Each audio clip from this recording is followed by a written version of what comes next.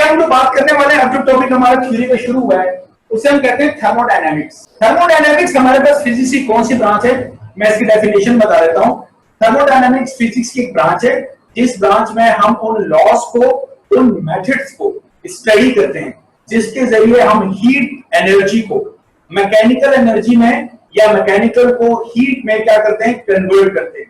कैसे डिफाइन करेंगे, हम कहेंगे कि thermodynamics is a branch of physics in which we study the laws and the method by which we convert heat energy into mechanical energy or the mechanical energy into heat energy.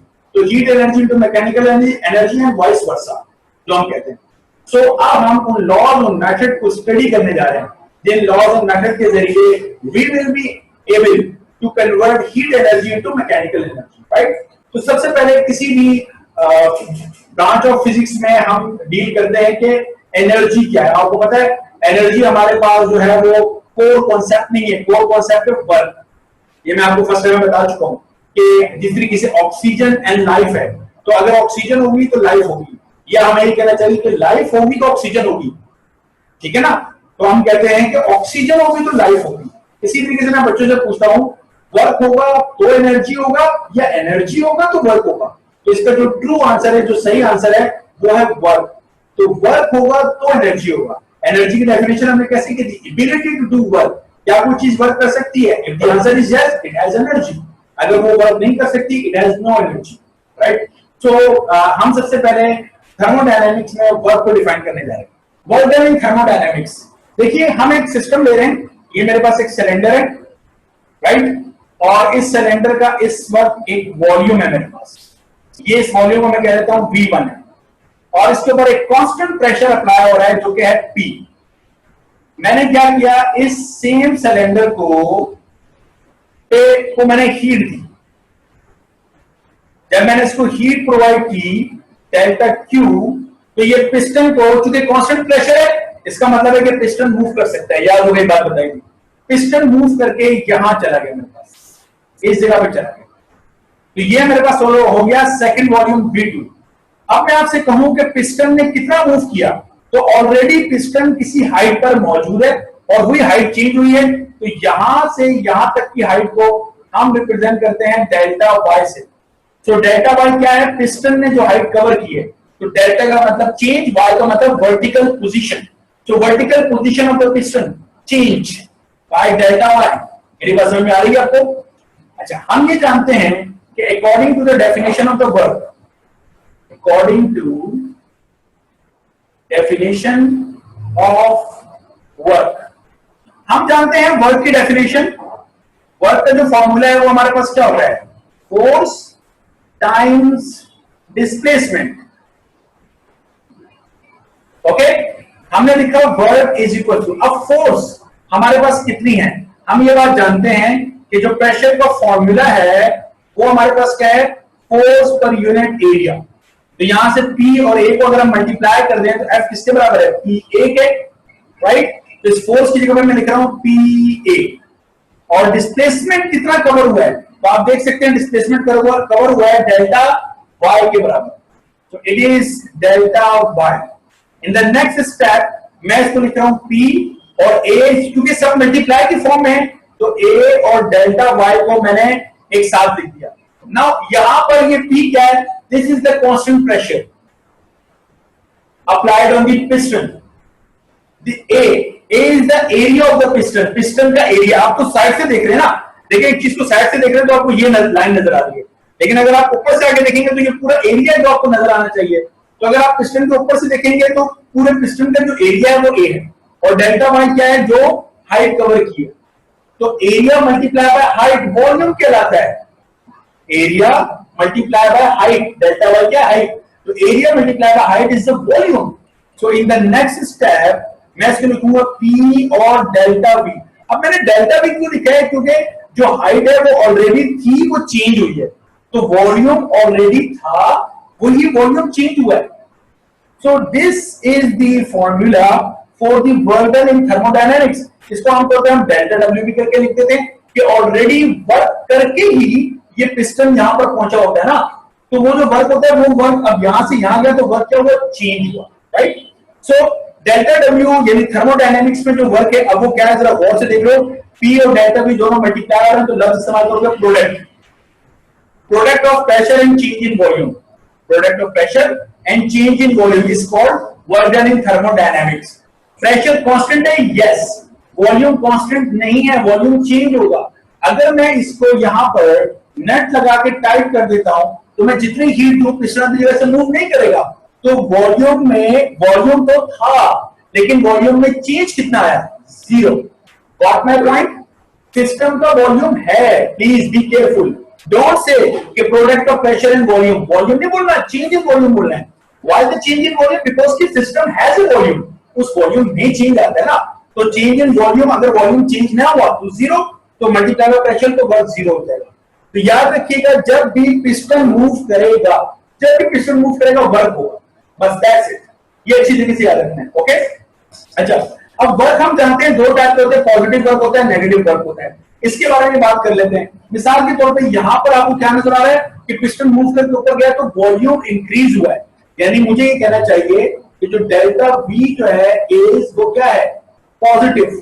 ये बात समझ में आ रही है कि volume increase हुआ ना, तो डेल्टा वी जो वॉल्यूम का चेंज है वो क्या है? पॉजिटिव, ज्यादा हुआ है। तो अगर हम ये कहते हैं कि डेल्टा वी इज पॉजिटिव, तो इसका मतलब क्या होगा कि जो डेल्टा डब्ल्यू है इज वो भी क्या होगा हमारे पास? Positive, right. तो जब भी वॉल्यूम इंक्रीज करेगा वर्क हमेशा पॉजिटिव होगा। इसी तरीके से अगर डेल्टा वी इज नेगेटिव, क्या मतलब हुआ डेल्टा वी इज नेगेटिव का मतलब यह है कि compression, this is called compression and this is called expansion. Expansion, delta V positive, expansion, delta we negative, compression, okay. तो जब भी डेल्टा वी नेगेटिव होगा, कंप्रेशन होगा, तो डेल्टा डब्ल्यू इज नेगेटिव, तो वर्क भी क्या होगा? नेगेटिव होगा। अच्छा, अब मुझे बताओ, पिस्टन को आप कंप्रेस कर रहे हो, तो अब गौर से मेरी तरफ सुनना, work done by the gas is negative, work done by the gas is negative, but work done on the gas, यानी अगर हम कहें कि जब हम गैस पर वर्क कर रहे हैं, पिस्टन को दबा रहे हैं, मेरी बात समझो, पिस्टन को दबा के नीचे लेके जा रहे हैं, तो जब हम गैस पर वर्क करते हैं, उसके पिस्टन को दबा के नीचे लेके जाते हैं, यानी work done by external agent जब किया जाएगा तो वॉल्यूम क्या हो जाएगा? कम हो जाएगा। जब वॉल्यूम कम होगा तो वर्क क्या होगा? नेगेटिव होगा। तो work done by the gas या work done on the gas, ये एक अहम लफ्ज है। तो work done on the gas, जब गैस पर आप वर्क कर रहे हैं, work done on the gas, तो वॉल्यूम क्या हो रहा होगा? कम हो रहा होगा। तो जब भी डेल्टा भी नेगेटिव है तो इसका मतलब है work done on the gas है। मेरी बात समझ रहे हैं? वैसे तो हम ऐसी बात नहीं करते, हम डेल्टा भी positive negative, delta W positive है, वर्क पॉजिटिव है, वर्क नेगेटिव, उसकी बात करते हैं। लेकिन आपको समझना चाहिए, गैस पर वर्क करोगे तो वॉल्यूम कम होगा, गैस वर्क करेगी तो वॉल्यूम क्या होगा? ज्यादा होगा। सही है, उसको हीट दे रहे हो तो उसका वॉल्यूम क्या हो रहा है? ज्यादा हो रहा है। तो work done by the gas, इसको कह लो, इस चीज को, ये है bye the gas, work done by the gas, और इस चीज को कह लो कि ऑन द गैस। मेरा ख्याल है ये बात में समझ में आ गई होगी। सही है, तो work done by the gas positive, delta W positive, volume increase होगा। Work done on the gas, compression है, डेल्टा बी नेगेटिव है, वर्क नेगेटिव होगा। क्लियर? अब एक चीज और है, तो थर्मोडायनामिक्स में वर्क हम प्रूफ कर चुके हैं कि थर्मोडायनामिक्स में जो वर्क होता है वो product of pressure and change in volume के बराबर होता है। तो अगर वॉल्यूम हमारे पास, वॉल्यूम मैंने आपको अभी समझा चुका हूं कि वॉल्यूम होता है हमारे पास, ठीक है, वॉल्यूम में चेंज आना चाहिए। अगर वॉल्यूम में चेंज नहीं आ रहा, यानी delta we, change in volume zero है, तो वर्क नहीं होगा। और जो प्रेशर है वो हमारे पास कांस्टेंट प्रेशर है। ये प्रेशर और वॉल्यूम का हम एक ग्राफ बनाते हैं के दरमियान, प्रेशर और वॉल्यूम के दरमियान, जिसको हम कहते हैं प्रेशर वॉल्यूम ग्राफ। इस ग्राफ को जरा समझ लीजिए। ये कुछ इस किस्म की बात है कि वर्टिकल एक्सिस के ऊपर हम प्रेशर की वैल्यू लेते हैं और जो हॉरिजॉन्टल एक्सिस है इसके ऊपर हम किसकी वैल्यू लेते हैं? वॉल्यूम की वैल्यू लेते हैं। तो प्रेशर और वॉल्यूम के दरमियान हम जो ग्राफ बनाते हैं वो प्रेशर वॉल्यूम ग्राफ कहलाता है। फर्ज करते हैं कि ये मेरे पास एक ग्राफ है, ये मेरे पास पॉइंट ए था जहां प्रेशर की वैल्यू P1, वॉल्यूम की वैल्यू क्या थी? V1 थी। और आफ्टर सम टाइम मैं इस पोजीशन पर अपने सिस्टम को लेकर आ गया हूं जहां जिसको मैं पॉइंट बी कह रहा हूं, जहां पर प्रेशर मेरे पास P2 है, वॉल्यूम क्या है? V2 है। तो हम देख सकते हैं कि ये मेरे पास पहले प्रेशर की वैल्यू है और ये मेरे पास पहले वॉल्यूम की वैल्यू, ठीक है। अगर मैं यहाँ पे प्रेशर लिखता हूं तो ये मेरे पास क्या होगा, first pressure and this will be the first volume, और यहां से इस तरफ मैं करता हूं तो this will be the second pressure and this will be the second volume.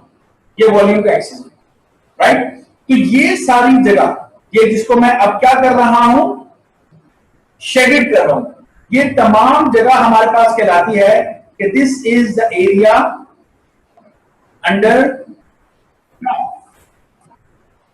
सो जब मैं अपने सिस्टम को एक इनिशियल कंडीशन से एक फाइनल कंडीशन पर लेकर आया, यहां पर पॉइंट ए पे प्रेशर मेरे पास P1 और वॉल्यूम V1, पॉइंट बी पर मेरा प्रेशर P2 और वॉल्यूम V2 है।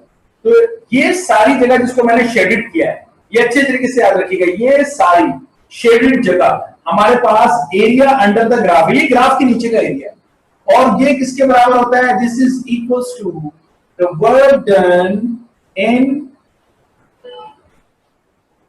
थर्मोडायनामिक्स। तो अगर हमें प्रेशर वॉल्यूम ग्राफ पर वर्क बताना हो कि वर्क क्या होता है, तो याद रखिएगा ग्राफ के अंडर जो भी एरिया है वो एरिया हमेशा किसकी वैल्यू देगा, वर्क डन इन थर्मोडायनामिक्स देगा। और मैथमेटिकली हम कैसे कैलकुलेट करते हैं एरिया को, हम इस फॉर्मूले से कैलकुलेट करते हैं जिसमें हम product of pressure and change in volume की बात कर रहे थे आपसे, राइट। ये मेरा ख्याल है आपको बात समझ में आ गई होगी, अच्छे जनाब। अब यहाँ पे कुछ चीजें, उन चीजों के बारे में अच्छी तरीके से याद रखिएगा। मिसाल के तौर पे ये जो मेरे पास वर्क है, मैंने वर्क की आपसे जो बात की थी, वर्क की मैंने दो टाइप्स आपको बताई थी। एक मैंने आपसे कहा था कि मेरे पास होता है पॉजिटिव वर्क, और एक मैंने आपसे कहा था कि मेरे पास होता है नेगेटिव वर्क। और इसको फर्दर मैंने ऐसे एक्सप्लेन किया था कि पॉजिटिव वर्क का मतलब यह है कि डेल्टा V इज पॉजिटिव, जिसको मैंने कहा था कि सिस्टम क्या कर रहा है, एक्सपेंड कर रहा है, याद है। और नेगेटिव वर्क में मैंने कहा था कि डेल्टा V यानी वॉल्यूम चेंज हो रहा है लेकिन वॉल्यूम कम हो रहा है, तो delta V is negative. So negative work यानी डेल्टा V हमारे पास नेगेटिव हो रहा है, इसको मैंने क्या बोला था, इसको मैंने बोला था ये कंप्रेशन है मेरे पास। अच्छा, अब बात ये है कि जो वर्क है वो वर्क की एक और खास बात, एक और कैरेक्टरिस्टिक जो कि इस ग्राफ से हमारे सामने आ रही है, वो ये आ रही है कि जो वर्क है it is depend upon path. ये अच्छी तरीके से याद रखिएगा कि जो वर्क डन इन थर्मोडायनामिक्स है दैट डिपेंड्स अपॉन पाथ, ये पाथ पे डिपेंड करता है, ओके। तो इसका मतलब ये हुआ कि बेसिकली जो चीज, जो फोर्स हमारे पास, जो फोर्स इनटू डिस्प्लेसमेंट हमारे पास वर्क कहलाती है। और आपको याद है कि डेरिवेशन के अंदर फोर्स का जो हिस्सा था वो किसमें आ रहा था, प्रेशर में आ रहा था। याद है आपको कि जो फोर्स जो है, जो प्रेशर है, वो फोर्स पर यूनिट एरिया मैंने लिया था, तो मैंने प्रेशर और एरिया को मल्टीप्लाई किया तो वो फोर्स के इक्वल था। तो बेसिकली जो प्रेशर है ये हमारे पास नॉन कंजर्वेटिव है, ये कंजर्वेटिव नहीं है, ओके। क्योंकि जो कंजर्वेटिव्स होते हैं वही basically independent from the path होते हैं। तो work done is depend upon path. ये ग्राफ देखो, मैं तुम्हें बता रहा हूं, वर्टिकल एक्सिस के ऊपर हम प्रेशर और हॉरिजॉन्टल एक्सिस के ऊपर हम वॉल्यूम की बात करते हैं। तो प्रेशर और वॉल्यूम के दरमियान जो ग्राफ हम बनाते हैं उसे हम कहते हैं प्रेशर वॉल्यूम ग्राफ। तो मैंने ये पॉइंट ए लिया जहां प्रेशर P1 वॉल्यूम V1, तो ये रहा प्रेशर P1 और ये रहा वॉल्यूम V1, और मैं अपने सिस्टम को किसी दूसरी फाइनल स्टेट पर लेकर आया। दूसरी फाइनल स्टेट पे मैं लेकर आया, ये इसको मैं B कह रहा हूं, और यहां पे मेरा प्रेशर P2 है जबकि वॉल्यूम कितना है मेरे पास V2। तो प्रेशर और वॉल्यूम के दरमियान ग्राफ हम बनाते हैं, उसे प्रेशर वॉल्यूम ग्राफ कहते हैं। अब ये जो मैंने कर्व बना दिया, इसकी डिफरेंट शक्ल हो सकती है और होंगी, हम देखेंगे इंशाल्लाह। यहां पे समझाने की कोशिश ये की है कि ये P1 P2 V1 V2 बना के, कि ये जो सारी जगह जिसको मैंने शेडेड किया हुआ है, ये शेडेड ही असल में एरिया अंडर द ग्राफ है। हो सकता है कुछ स्टूडेंट कहें कि ये भी एरिया अंडर द ग्राफ में आता है, नो। ये भी एरिया अंडर द ग्राफ में आता है, नो। क्या ये भी एरिया अंडर द ग्राफ में आता है, no. So only this is the area bounded by P1 P2 V1 V2। तो P1 P2 V1 V2 bound कर रही है जिस एरिया को, वो ये एरिया है, okay. And this is not as area under the graph, जो कि इक्वल होता है थर्मोडायनामिक्स में किए हुए वर्क के बराबर। आगे हम स्टार्ट करें, आगे बात करें, ठीक है। सो ये जो वर्क हमने किया हुआ है, ये वर्क डिपेंड करता है किसके ऊपर, पाथ के ऊपर डिपेंड करता है। बाकी वर्क पॉजिटिव नेगेटिव भी मैंने आपको बता दिया। इसका मतलब क्या हुआ, इसका मतलब ये हुआ कि अगर मैं कुछ इस तरीके से ग्राफ बनाता हूं, ये जरा आपने जरा समझना है, ये प्रेशर है मेरे पास, ये वॉल्यूम है, राइट। सपोज ये वो पोजीशन है जहां पे मेरा सिस्टम मौजूद था, इनिशियल इक्विलिब्रियम पोजीशन, और ये वो पोजीशन है जिसको मैं कह रहा हूं जनाब, कौन सी पोजीशन कह रहा हूं, फाइनल पोजीशन कह रहा हूं, जहां पर मैंने जाना है। So there are number of ways by which we move the system from this state to this state. बहुत सारे तरीके हो सकते हैं। मसलन एक तो मैं एक कर्व पे लेकर आया, लेकिन एक आसान रास्ता इख्तियार किया जा सकता है कि मैं बिल्कुल स्ट्रेट नीचे आता और उसके बाद यहां से बिल्कुल स्ट्रेट इस तरफ चला जाता। क्या ख्याल है? तो मैं ए से सी पे आता और सी से बी पे चला जाता, तो ये भी मेरे पास एक रास्ता था, राइट। इस रास्ते के अंदर आप ये देख सकते हैं कि पहले मैं जब आ रहा हूं, so I am changing my pressure but the volume is not change, क्योंकि इस पूरी लाइन के ऊपर वॉल्यूम की वैल्यू तो फिक्स है। तो मैं कैसे मूव कर रहा हूं, कांस्टेंट वॉल्यूम पे मूव कर रहा हूं, but pressure at every point is changing. There is one another path, वो क्या है कि मैं यहां से पहले अगर इस तरफ चला जाता और वहां से स्ट्रेट नीचे आता इस जगह पे, इस पॉइंट को मैं कह देता हूं पॉइंट डी कह देता हूं। सो यहां पर आप देख सकते हैं कि मैंने पहले कैसे मूव किया, पहले मैंने कांस्टेंट प्रेशर, यानी देखिए हर पॉइंट पर प्रेशर की वैल्यू दी है, सो प्रेशर फिक्स है, ठीक है। और उसके बाद मैंने, लेकिन जब मैं यहां से यहां पर जा रहा हूं, so I am changing my volume. तो एक तो पाथ हो सकता है मैं ए से डी पे जाऊं और फिर डी से बी पे आऊं, ओके।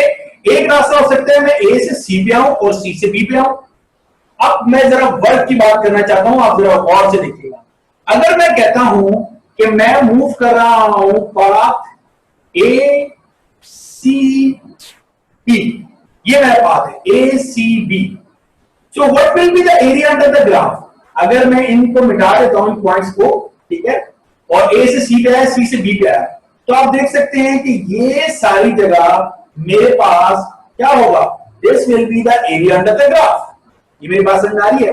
तो this is area under the graph. Area नहीं लिखता है, इसको मैं लिख देता हूं this is work done, okay.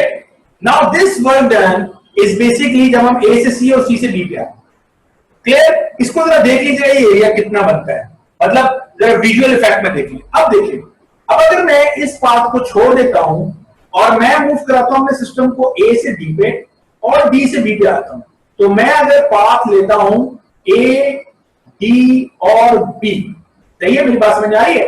ए से डी पे गया और डी से बी पर आया। सो अब मेरे ग्राफ के अंडर का एरिया अगर मैं कैलकुलेट करता हूं, तो ये सारा मेरे ग्राफ के अंडर का एरिया है, ये सब भी। नाउ यू कैन सी कि ये जो रेक्टेंगल है जो बन रहा है वो कितना बड़ा है, और पहले जो बन रहा था यहां पर वो कितना छोटा था। तो जब मैं पाथ ए डी बी ले रहा हूं तो मेरा एरिया अंडर द ग्राफ ज्यादा आ रहा है, और जब मैं पाथ ए सी बी ले रहा हूं तो एरिया अंडर द ग्राफ कम आ रहा है। यानी ए सी बी पर वर्क डन कम करना पड़ रहा है, जबकि ए डी बी पे वर्क डन हमें ज्यादा करना पड़ रहा है, राइट। हालांकि मैं पहुंचा उसी जगह पर हूं, बी पर ही पहुंचा हूं, लेकिन वर्क की वैल्यू डिफरेंट है। बी केयरफुल, इसको अपने दिमाग में रखें कि प्रेशर वॉल्यूम ग्राफ के ऊपर हमारे पास जो एरिया अंडर द ग्राफ है वो वर्क देता है, और ये एरिया डिफरेंट पाथ पे डिफरेंट आता है, जो मैंने यहां पर लिखा है कि वर्क डन जो है वो पाथ पे डिपेंड करता है, इंडिपेंडेंट नहीं है, डिपेंड अपॉन पाथ, राइट। इसी वजह से जो प्रेशर फील्ड है, जो प्रेशर की जो फील्ड है, इस फील्ड को हम कहते हैं दिस इज नॉट कंजर्वेटिव या नॉन कंजर्वेटिव। क्लियर है मेरी बात? इसमें आप समझते हैं? कोई सवाल है तो पूछ लीजिए, वरना फिर मैं आगे चलूंगा। सर, ये जो आपने वर्क डन इन थर्मोडायनेमिक्स के नीचे जो ग्राफ बनाया हुआ है, इसमें जो कर्व के नीचे हम ये वाला, हाँ जी, इसमें कर्व के नीचे वाले को शेड किया हुआ है ना, और इससे नीचे क्रॉस तक आया हुआ है, तो हम लोगों ने इस क्रॉस को क्यों नहीं कंसीडर किया, मतलब कि ऊपर कर्व को क्यों कंसीडर किया और क्रॉस को क्यों नहीं किया? देखिए, मैंने ऐसी बात की है कि अगर मैं प्रेशर और वॉल्यूम के दरमियान एक कर्व बनाता हूं, ये पॉइंट है पॉइंट ए, जहां प्रेशर P1 है, वॉल्यूम V1 है, तो प्रेशर की वैल्यू मेरे पास ये है, राइट, P1 कह रहा हूं, और वॉल्यूम की वैल्यू मेरे पास है V1 ये। क्या ये सब इंक्लूड होगा? नो सर, नहीं होगा। ठीक है ना?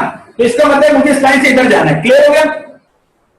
जब मैं यहां पर पहुंच गया पॉइंट P पर, जहां पर प्रेशर है मेरे पास P2 और वॉल्यूम है मेरे पास V2, प्रेशर ये रहा और वॉल्यूम ये रहा, तो मुझे इससे ऊपर जाना है या इससे नीचे आना है? मेरा प्रेशर P2 ये ना, ऊपर जाना। प्रेशर P2 ना, जी। इससे नीचे तो नहीं आना चाहिए मुझे। प्रेशर तो P2 यहां पे खत्म हो गया और वॉल्यूम V2 यहां पे खत्म हो गया। सो this is all the area. अब समझ में आई? यस सर, अब आ गया। जी, इसलिए मैं कह रहा था, मैंने लफ्ज इस्तेमाल किया था एरिया बाउंडेड बाय, एरिया जो कि घेरा हुआ है। किसने घेरा हुआ है? P1 P2 ने, P1 P2 ने, ये तो P1 P2 ने अगर घेरा हुआ है तो इसको भी लेना चाहिए था, लेकिन क्यों नहीं लिया कि वॉल्यूम भी है, तो V1 V2 ने क्या एरिया घेरा हुआ है? उसने यहां से आता घेरा हुआ है, तो वॉल्यूम ने यहां से आता घेरा हुआ है, प्रेशर ने यहां से आता घेरा हुआ है। तो प्रेशर में ये वॉल्यूम वाला नहीं है और वॉल्यूम में ये प्रेशर वाला नहीं है, नहीं है, नहीं है और नहीं है।